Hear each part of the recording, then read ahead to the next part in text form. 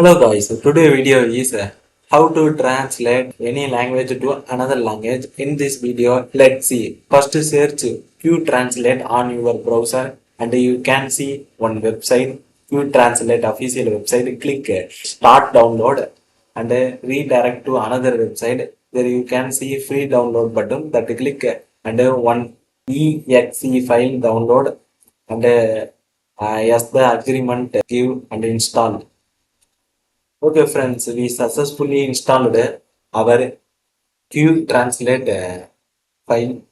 Now press Control key, then select your what words to translate that the screen select to translate your native language. Okay, friends, let's see another video. Bye.